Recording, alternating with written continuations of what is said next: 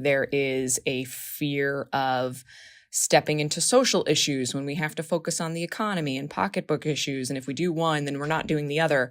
And, constantly looking at Biden's approval ratings and what does polling mean for Democrats when it's bullshit. This is hatred. We have to call out hatred and then pivot and tell people that, frankly, Lana Tice is lying to you.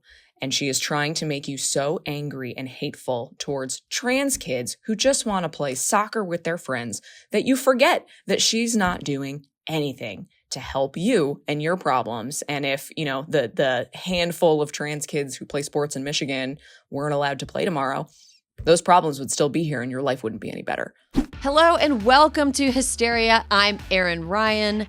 Alyssa Mastromonaco is feeling under the weather, so she's out for the week. But before we get to the show, I just wanted to say to all the people out there who are nervous about a federal judge striking down the mask mandate on mass transit, I see you, I understand your fear, and I just want you to know that I will always support your right to make bitchy faces at strangers from the privacy of your own mask, because that's what I will be doing. If you want to wear a mask and make stink faces in the airport, that is your right as an American. I support you. I'm there with you. Yesterday, I got a bunch of tweets pointing me in the direction of a speech from a state senator from Michigan named Mallory McMorrow. Mallory gave, I would say, a pretty thorough dressing down to a colleague who accused her in a fundraising email of grooming children by supporting LGBTQ rights. And well, Mallory wasn't having any of it. Here's a clip. I didn't expect to wake up yesterday to the news that the senator from the 22nd district had overnight accused me by name of grooming and sexualizing children in an email fundraising for herself. So I sat on it for a while wondering why me. And then I realized, because I am the biggest threat to your hollow, hateful scheme. Because you can't claim that you are targeting marginalized kids in the name of, quote, parental rights if another parent is standing up to say no. Happy to say that we've got the woman, the myth, the legend, Mallory McMorrow in the flesh today. Welcome, Mallory. Thanks, Erin. Friend of the pod. This feels like a long-time listener, first-time caller situation. Friend of the pod, indeed. And also, fellow Domer. I wanted to congratulate you on fellow Domer, fellow Gawker, R.I.P. And I know. Yeah. I know. R.I.P., but it's also a zombie. It's just kind of lumbering through the world in its current state. But we could talk about that more offline. Oh, yeah. Mallory, so yesterday, on Tuesday, I started seeing a bunch of people tweeting at me, like, get this lady on Hysteria. Check out this woman, check out this state senator from Michigan. And it was a, almost 5-minute long clip of you issuing a dressing down for the ages. When you delivered this speech, tell me about what your mindset was, and tell me about whether you expected the reaction to be what it's been, because you're at over 100,000 likes. Yeah, and over 10 million views, which is the entire state of Michigan, the population. Oh my goodness. Viewed this video by now. Walk me through the conditions under which you felt compelled to make the speech and what's happened since. Yeah, so a little bit of background. A fundraising email was sent out by one of my colleagues accusing me by name of sexualizing and grooming children and supporting pedophilia and believing that 8-year-olds are responsible for slavery, all of this absolute garbage nonsense. And they fucked with the wrong mom. Gonna say that. So, for me, I was so disgusted when somebody told me about this email. And I'm a mom to a 1-year-old, and just how hateful and vile it is for a mother to say that about another mother. And then sitting with it and trying to figure out, why was she targeting me? I'm straight. I'm married. I went to Notre Dame.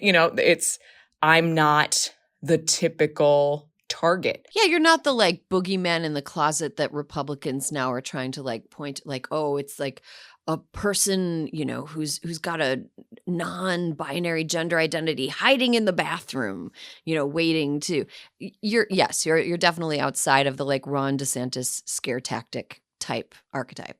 Right. Well, and I wanted to respond to it directly because as I was thinking about it more, I am tired of Republicans, particularly this very hateful fringe, of taking advantage of Christianity and religion as a tool to hate and marginalize people, and claiming to speak for white suburban moms, claiming that we all speak in one unified voice and that this is what we want. So, I recognize that how I felt on Monday pales in comparison to probably how every trans kid feels waking up every single day and just trying to exist in the world.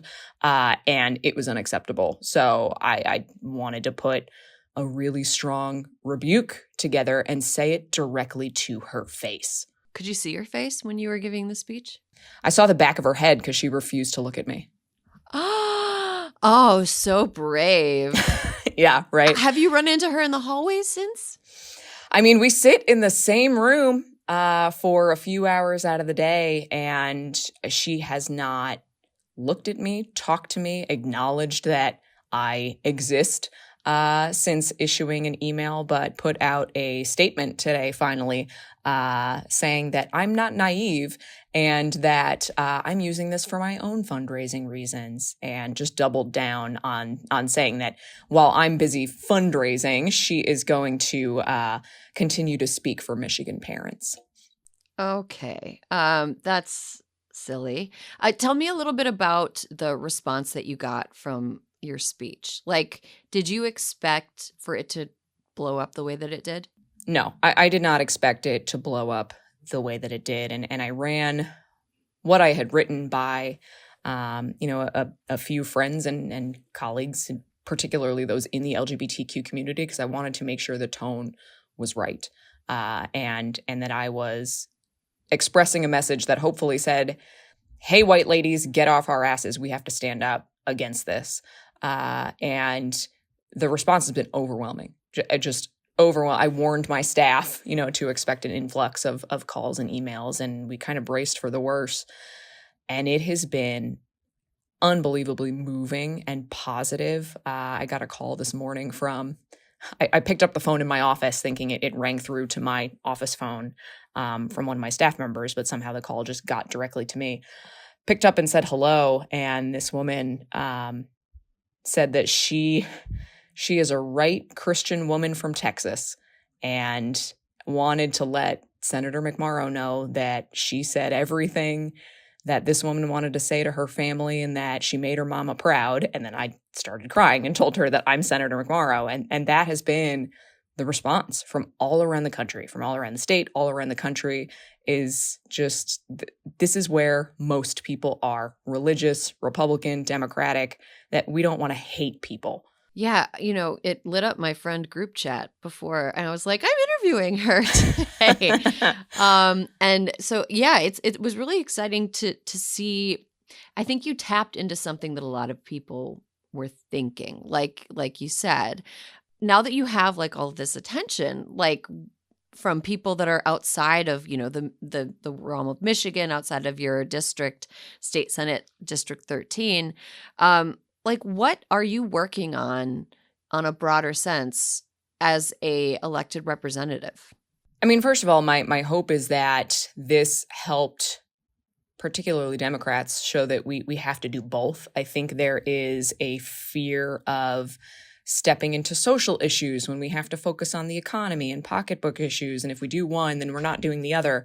And, constantly looking at Biden's approval ratings and what does polling mean for Democrats when it's bullshit. This is hatred. We have to call out hatred and then pivot and tell people that, frankly, Lana Tice is lying to you. And she is trying to make you so angry and hateful towards trans kids who just want to play soccer with their friends that you forget that she's not doing anything to help you and your problems. And if, the handful of trans kids who play sports in Michigan weren't allowed to play tomorrow, those problems would still be here and your life wouldn't be any better. Yeah, I mean, I find that to be, it's an interesting distraction tactic from people who clearly don't have solutions. And if they do have solutions, they're not willing to implement them because they don't want to make the wrong people mad. Exactly. Yeah. So what are some of your priorities as an elected official? And also, like, I don't want you to like necessarily show your whole hand here, but what are your aspirations? Like, you're young. You know, you were elected in January 2019. You've got a long career in politics ahead of you, if that's what you choose.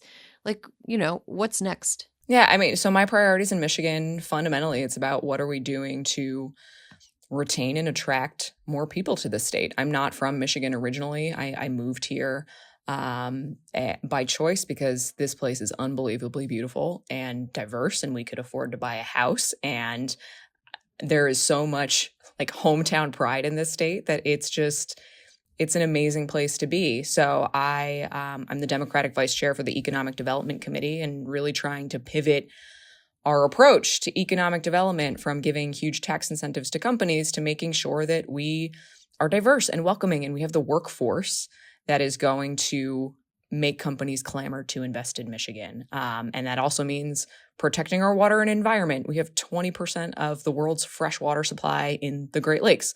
And it's all of these things to really just make this place better. And that means making it welcoming and showing the rest of the state and the world why I moved here in the first place. So governor, you're eventually going to run for governor. Honestly, so, you know, I get that question, and I'm up for re-election this year. If I get reelected, that's the next 5 years of my life. I haven't even thought into like what I'm doing next week. And our daughter started walking, and now she's running, and I'm looking at my house like it's a death trap, and, and I gotta fix it. I mean, my little one is just starting to like think about crawling, and I'm like, oh no, what do I like? What is she gonna like? I have to look at everything. Like I feel like my eyes are computers that are like trying to analyze, like, where could the baby hit the baby's head? You know, like where could she? Everything is a death trap. It's everything terrifying. Is a total death trap. So I know that you didn't do this because of fundraising. You did this in response to a really like gross attempt at fundraising. But I'm curious, can you share whether or not you've had like an uptick in fundraising inquiries of people interested in donating to you since you've given the speech? Yeah. So I'll be the first to say I haven't logged into our fundraising account, so I don't know the actual numbers. And I didn't actively fundraise off of this at all. So I didn't put out a link or a call or an email or anything. But people definitely found it. And I can pretty confidently say we've done more in 2 days than I did all of last year. Oh my goodness. Okay. Well, I know that you didn't do this to fundraise, but I'm going to drop your URL, McMorrowforMichigan.com, if you want to donate to Mallory McMorrow. Any final thoughts? Anything else you want to say? Like, what advice do you have to people who are out there who have someone at work who does something egregious, like egregiously out of line, accusing them of being a groomer, accusing them of, you know, anything along the lines of what happened to you? What tips would you have for confronting that person? I mean, first of all, trolls want nothing but attention. So I was very intentional of waiting and responding when I had gotten my thoughts together, you know, not kind of responding in the moment, and responding in a way where, yes, it was to Lana, but it was also to a lot of other people, to let them know that you are seen and supported for who you are, despite the fact that we have hateful monsters serving in elected office. So for people at work, you know, if you work with a colleague, tell them to their face or tell them in front of your colleagues, because the thing that has been so rewarding about this is the majority of people who have responded to us have our back. And it is where most people are. And as long as you are doing what you know in your gut is right, people are going to back you up. That is great advice. Mallory, thanks so much for joining us. Come back again soon. Like, this is, it's been, you know, too much time before you came on here for the first time. We got to have you back. Thanks, Erin. Absolutely. And welcome back. If you are listening to this on the day that it comes out, it is 4/21, which is the day after 4/20. And you know what that means. It's Earth Day Eve. Earth Day is April 22nd. When I see 4/20, I think We are but 2 days from Earth Day, the most joyous of holidays, the most biggest of celebrations. No. Earth Day has become one of those holidays that is, I would say, a more reflective day for me. It's not quite into Columbus Day territory where I'm like, oh, Jesus Christ, this fucking guy. But I'm getting into this fucking guy territory with Earth Day. And there are no two people that I would like to have the conversation with about why Earth Day has its problems than these two women that I have joining me today. Mary Annaïse Heglar is a climate justice essayist whose work has been integral to getting the climate movement to understand climate change as a deeply emotional justice issue that intersects with every other justice issue. Mary also coined the term green trolling and is known for cyberbullying fossil fuel companies on Twitter. She's one half of the Hot Take hosts. Hello, Mary. Hello, how are you? I'm doing great. What's your latest green troll? Who have you green trolled lately? Well, as you said, today is 420. That means it is the anniversary of the BP oil spill, the biggest oil spill in American history. So I'm spending all day today trolling the living shit out of BP. So, what does that look like for you? Like, what's the latest?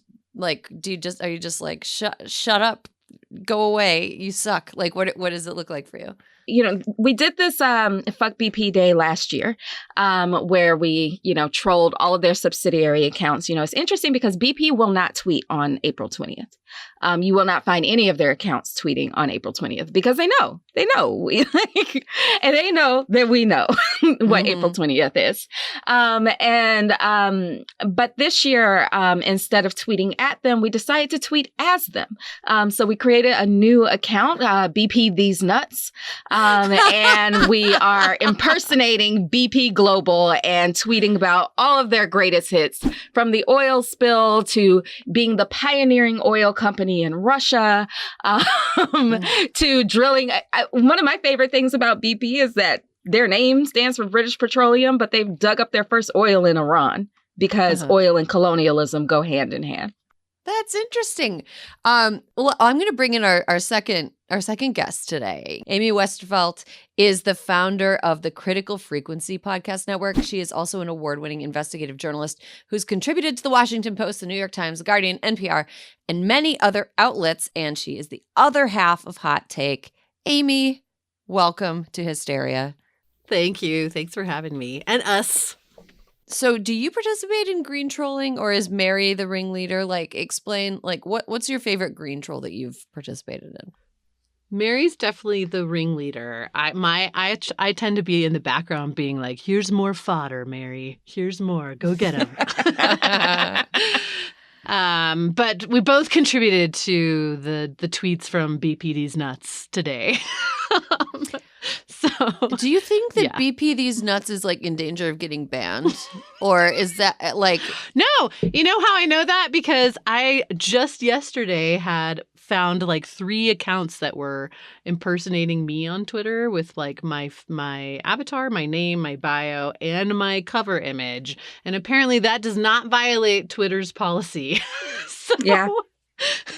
So I feel like we're pretty safe. I feel like we're okay. Gosh. Yeah, it's happening to a lot of people in climate these days. But I also, it's also an homage to the original roots of green trolling, which actually go back further than me. They actually go back to the BP oil spill. There were a lot of Twitter accounts impersonating BP at the time. And in the Gulf South, there was all sorts of like T-shirts and murals, and people made their distaste with BP as a corporation known at the time of the oil spill. So it's kind of like paying homage to those folks who were doing this back in 2010. Mm-hmm. Let's talk a little bit about Earth Day, the celebration that already seems to have exhausted you, Mary, and it hasn't even happened yet. So, Mary, why is Earth Day week a particularly tiresome week for people who work in the climate space?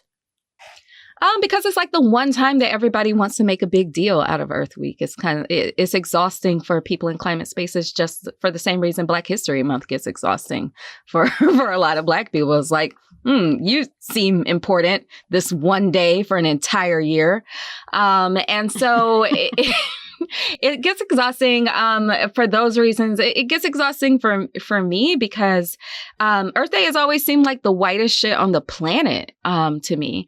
I'm Black, and I've never felt welcome in Earth Day celebrations. It's always seemed like a whole bunch of people who don't have enough problems, who are super into whales. And don't get me wrong, I love a good whale, but like if I'm gonna, you know... Yeah, who doesn't love a whale? I love animals. But I also recognize that, like, you know, there are other problems in the world. And so Earth Day just didn't seem like a bunch of people ready to fight. It always seemed like a bunch of people ready to, like, you know, go to a mosh pit or Fish concert? Something. I'm sorry. Yeah. I didn't know what Fish concert was until I was 35 years old. Because, yeah. Oh, wow. Amazing. What a amazing. like blessed existence. If you're a person who finds that sort of scene not fun, it would be nice to have to not know it exists. I don't want to alienate our listeners who might enjoy Fish. I'm not one of them. Amy, can you kind of expand on that idea? Like, why is Earth Day kind of like exhausting for people in the climate space? Well, the original intention of Earth Day was protest and getting mad at oil companies. You know, it was inspired by the civil rights movement and came together as a reaction to this massive oil spill in Santa Barbara in 1969, which before the Deepwater spill was the largest oil spill in U.S. history. And the whole point was to like get people out in the streets and push for real change. And in the wake of that, you did have the creation of the EPA and, you know, the passage of all of like the fundamental environmental legislation in the U.S. And then, you know, around about the 80s and 90s, it just became kind of like a hippy-dippy, you know, bullshit day that companies started to like push their fake green products out, you know? So, you know, what we are talking about this week is like, let's take it back to those roots. You know, I would love to see people like actually organizing mass protests on Earth Day and agitating for like real policy change, especially right now. I mean, the IPCC report just like once again said, okay, like we're in real trouble. And since our last report, you guys have gone the opposite direction. So we really need to do some stuff. And, you know, we're having all these conversations about oil and gas and war and whatnot. It's a good time to kind of do it right. So yeah, for me, it's exhausting to just watch how it's become like a bullshit consumer holiday and not like a day of civil disobedience.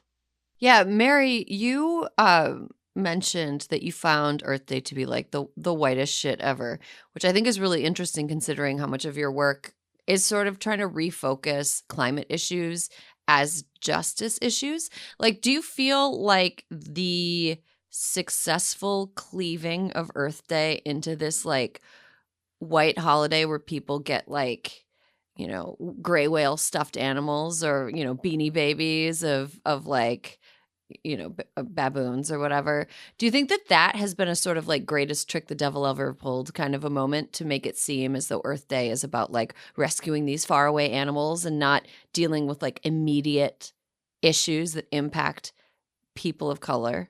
Yeah, I think what you're getting at is the separation of man and nature. Yep. And yeah, I think that has been one of the biggest problems of the environmental movement. And it goes to like, so there's the climate movement, which is, you know, what we're largely talking about in this conversation and what, you know, the school strikes are involved in and AOC and Greta Thunberg. The climate movement is like what's hot in the street right now.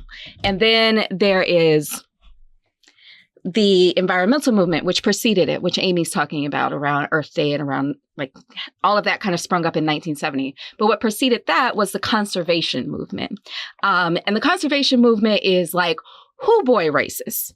And that is when, yeah, exactly. We're talking about like Teddy Roosevelt and the establishment of national parks and all of that land being taken away from Native Americans, right? Like a lot of the people who were big in the conservation movement were big slaveholders. A lot of them had ties to oil barons or were oil barons. A lot of them were authors of the Chinese Exclusion Act. So the conservation movement wanted to conserve land for white people. And for the exploitation of it for the profit of white people. So if we're going to talk about, why the environmental movement is so white, we have to talk about where the environmental movement comes from. I don't trace my roots to environmentalism or to climate through that pathway. I trace it through the civil rights movement. So, if you see, footage of civil rights activists integrating beaches, I would say that they were environmentalists. When I read about SNCC activists in Mississippi being concerned about these little caterpillars that they were finding on the feet of sharecropping children, I would say that they were environmentalists. So there's different paths to trace this through, but we cannot ignore the extremely racist roots of the environmental movement. I found that to be so interesting. There was like a piece in, I think was it The Atlantic last year that was like, give the national parks back to the Native American. Do you remember that cover story? Yeah. And I think that people, that was like something that a lot of people were talking about for a while. I wonder, I don't want to get too into the weeds here, but since we're talking about public lands, I wonder what your thoughts are on that, Mary, on the kind of let's return national parks and public lands to the people from which they were taken. Yes, do it. I think we should give the land back. I think that Indigenous people have proven themselves over centuries upon centuries to be better stewards of the land than anyone else. And I think it's time to, one, give them their things, two, learn from them. Mm-hmm. Interesting. Yeah. The way that public lands are used, because I think living out on the West Coast, there's all this like open space and there's so many more national parks out here than there are out East. You go to a national park and I think it's better than I remember it being when I was a kid, in that you see more different kinds of people in national parks. But when I was a kid, I remember the experience of going to a national park to be, even for someone from Wisconsin, white in a noteworthy way. Like you didn't see people of color really in national parks or like backcountry hiking and stuff. And I feel like ideally those spaces would be like this democratic lowercase d available space for everybody to enjoy, but it doesn't seem like that's how it's panned out. Yeah, there's a lot of reasons for that. I don't feel comfortable in a lot of national parks. If you Google pictures of Black people with trees, they'll be hanging from them because that's the legacy. That's not to say that Black people don't enjoy the outdoors. We do. I do. But in national parks where things are, named after people who have committed acts of genocide, I don't exactly feel comfortable. Mm-hmm. Yeah, I can see that. I can see that being a definite. I can definitely see that. Let's talk a little bit about some of the problematic aspects of things that we associate with Earth Day, like reduce, reuse, recycle, specifically. And it has always kind of rubbed me the wrong way that the onus was on the consumer to somehow fix things. Amy, I wonder what your thoughts are on reduce, reuse, recycle, and what can you tell us about the origins of the consumer-focused conservation, quote, aspect of Earth Day? That whole thing, the reduce, reuse, recycle thing, and the don't litter and all of that comes from, industries that didn't want the onus of that put on them.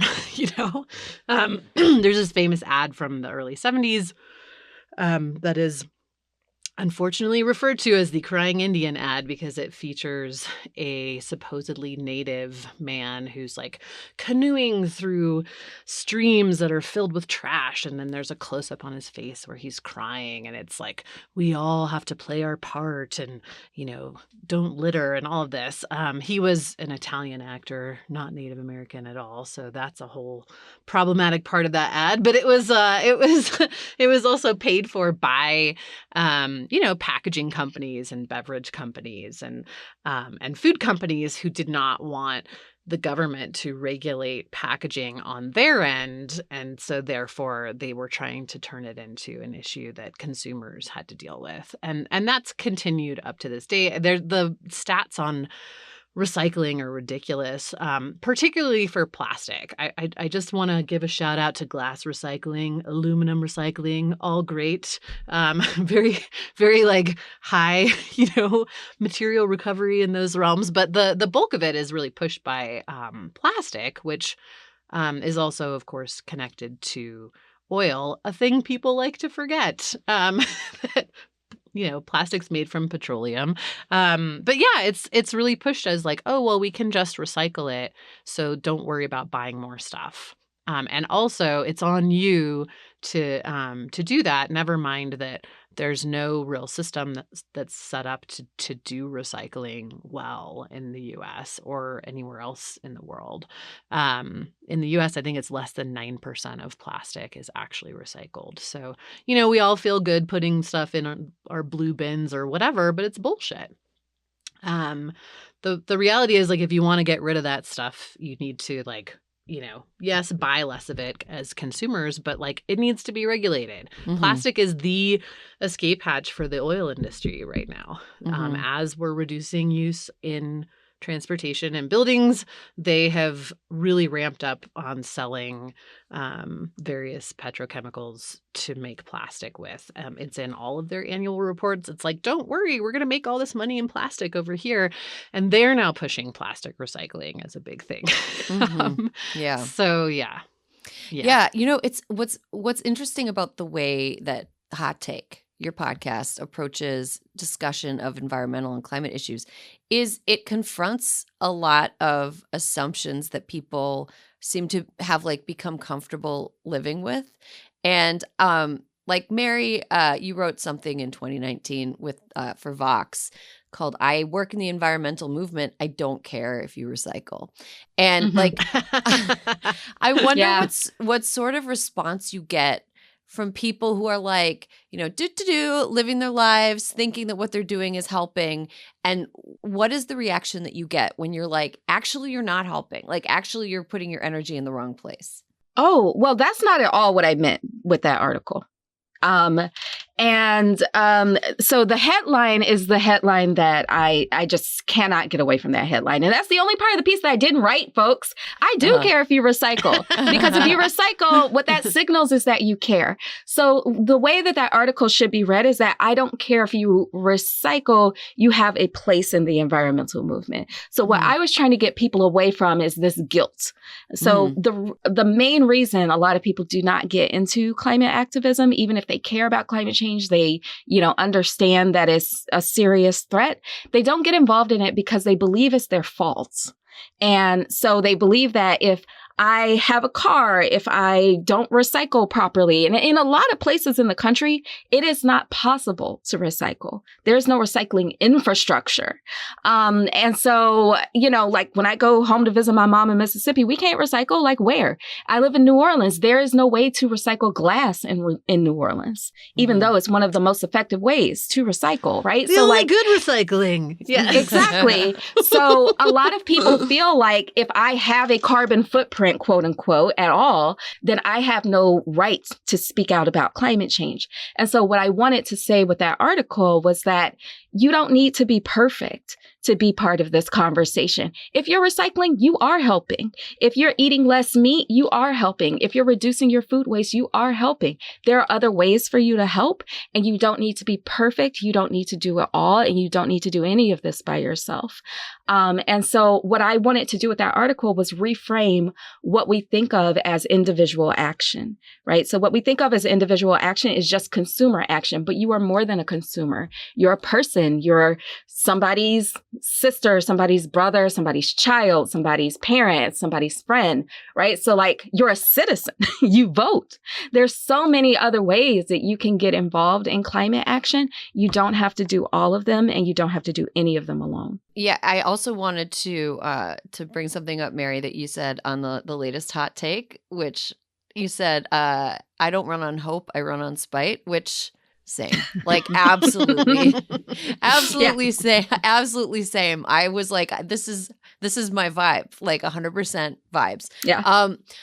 So here's my question for both of you. And I'm not asking it from like a gotcha perspective. I genuinely am like, this is a huge question for me too. Like, okay, so we have the world that we have right now, and we are in a point of desperation where we need to have been doing something 5 years ago that we weren't doing. Like it is more desperate now than it's ever been.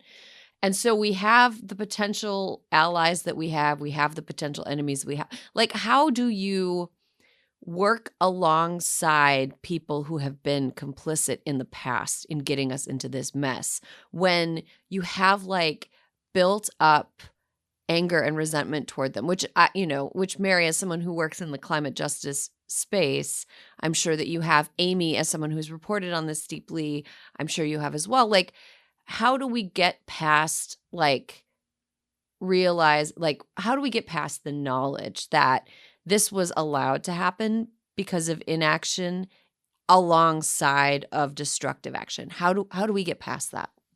Or is that, or do we just like burn it all down, build our own things? Do we have time to burn it all down? Like, well, burning it all down, it seems like that's a huge question, but I just would love to hear both of you speak to that. I think there's different approaches for different levels of complicity. So Okay. the oil companies, absolutely the living hell not. Burn them down.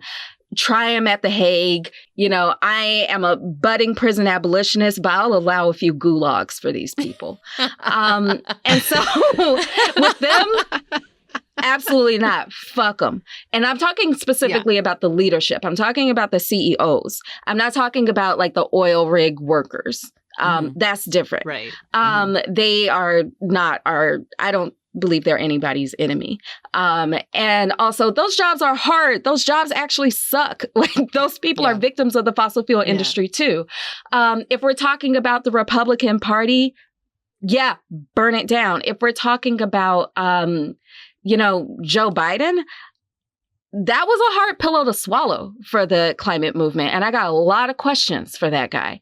And I'm finding it really difficult to find a way to work with him, to work with Joe Manchin, to work with so many of these other folks who are part of this gerontocracy that have locked us into this reality.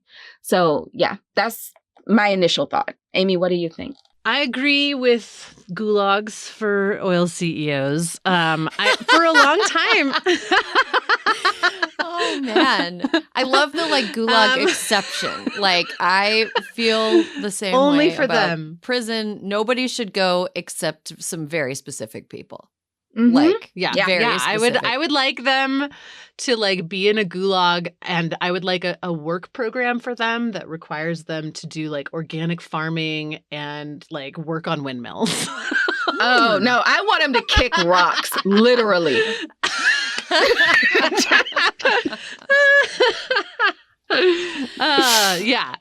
I mean, for a really long time, actually, when I first started reporting on climate stuff, this is 20 years ago, and I was very much in the mindset of all hands on deck. We need to work with the oil companies, and we need to encourage them to embrace alternative energy and all of this stuff. And the more that I learned about how they have operated over the years, the more I was like, you know what? They're not just doing what they're incentivized to do in the system. They architected that system. They had a massive hand in actually shaping the choices that all of us have, including them. So, I think they bear a higher level of responsibility. And I also don't think, actually really up until fairly recently, I still thought, well, maybe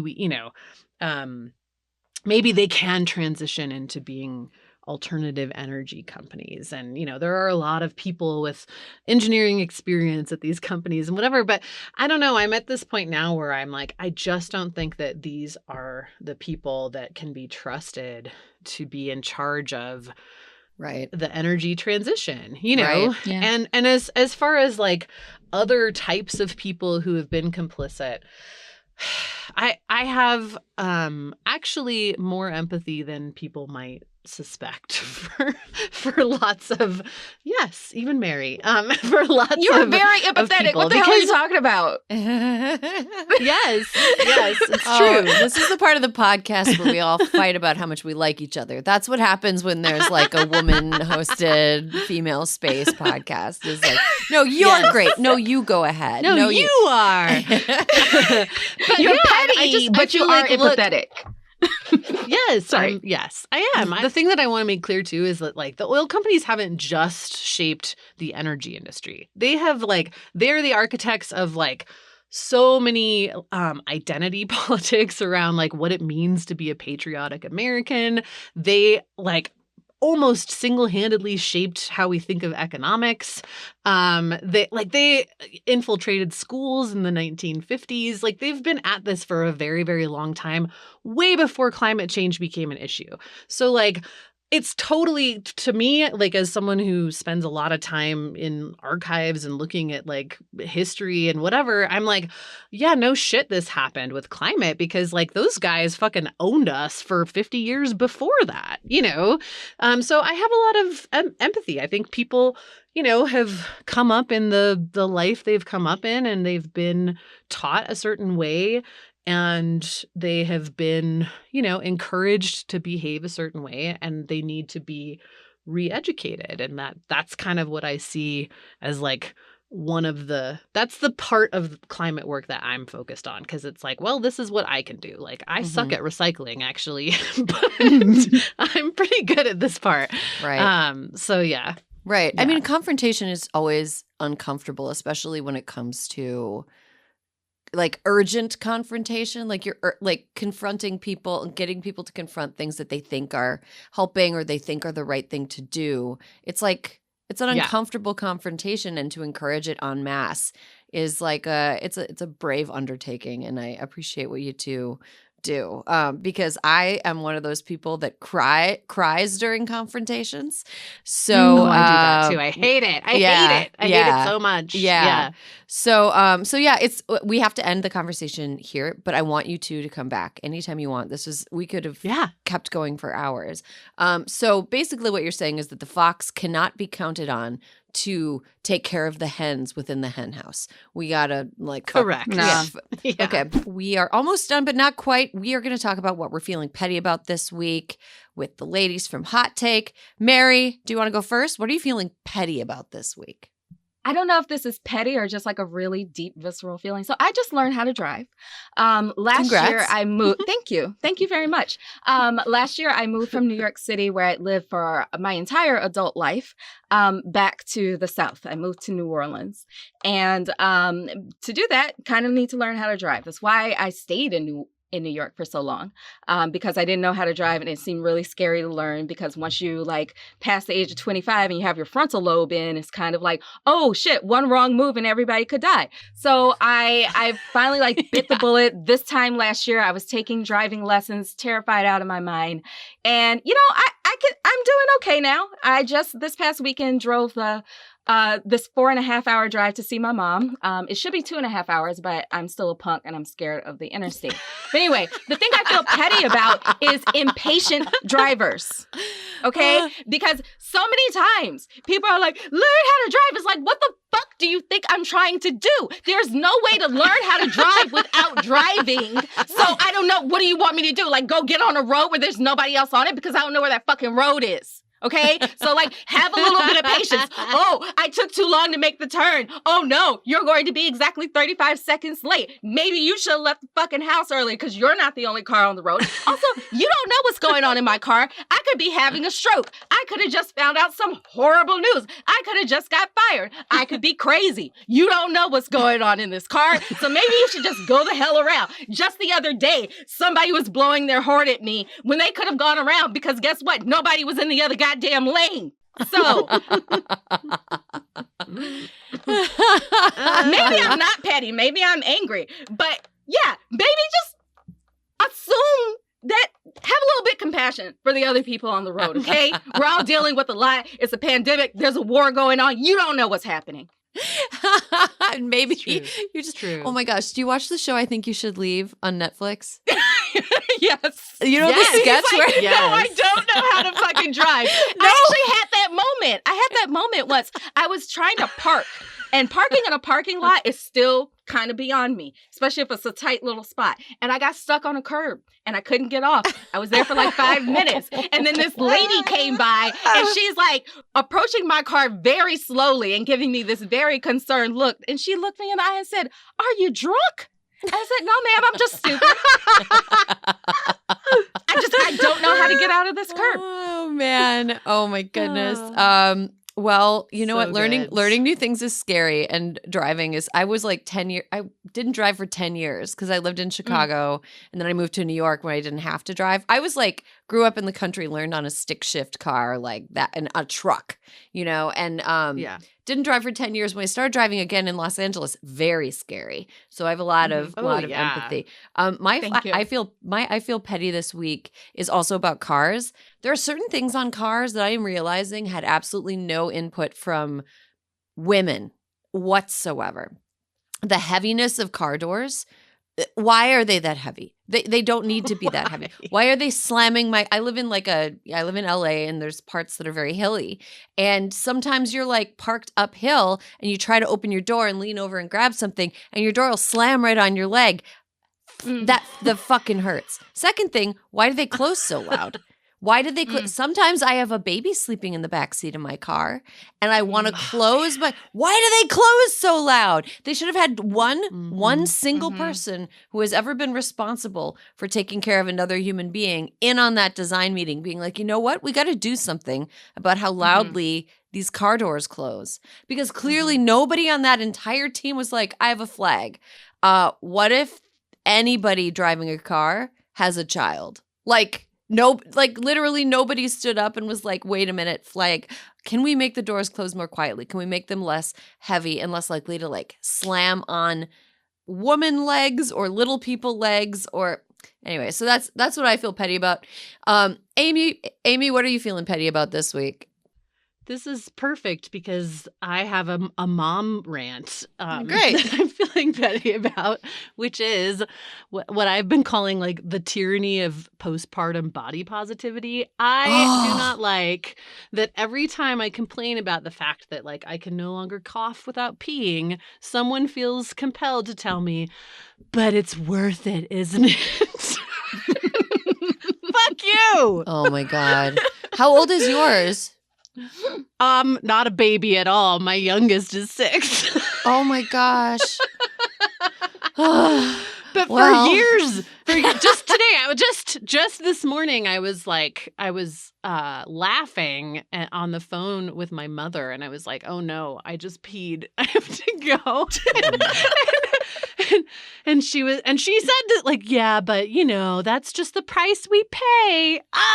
Why? No. It's a shitty No. price. It's a shit. Yeah, like it's a that shitty is like price. a way in which having a kid can be a real fucking ripoff. It's like, okay, like Yeah. it's like you go to pay for the kid with your body, and it's like, oh yeah, this is also like an unexpected. Oh, you've got the piss tax. Now you're gonna just like now you're gonna piss forever, and you're like, wait a minute. And also, yeah, you must be nice about it and like, take it on the chin. Everything about motherhood is in general in this country is just like, well, that's what the job is. And if Go you fuck complain yourself. about it, it's like people want other people should, you're lucky. Other people will do anything to have a kid. And the toxic positivity, oh my God, it's horrible. I also hate you. Let's retire. You got this, mama, as a thing that we say. I do not got this, and you and I are not on a. You cannot call me mama. My child can call me mama, and that is it. Like, you got this, mama. Yes. It's so cringy to me. Anyway, whew, Amy, let's talk more about this because I've got feelings, got thoughts, got emotions. I'm just like, but isn't labor enough? Yeah, Thank you. You carried him for 9 months, dog. Like, that seems like enough. Your feet are all swelling. Yeah. You got cankles. Seems like you paid price enough. Yeah. It's a lot. Yeah. It's a steep price. Anyway, Mary and Amy, we can listen to you on Hot Take, which comes out what day every week? Friday. Friday. On Earth Day. Ooh, well, Happy Earth Day. I hope both of you celebrate with an Earth Day cake. And by Earth Day cake, I mean a cake that you eat by yourselves that nobody can interfere with you eating. A stress cake, a stress beignet if you're in New Orleans, whatever sort of stress dessert you need to eat.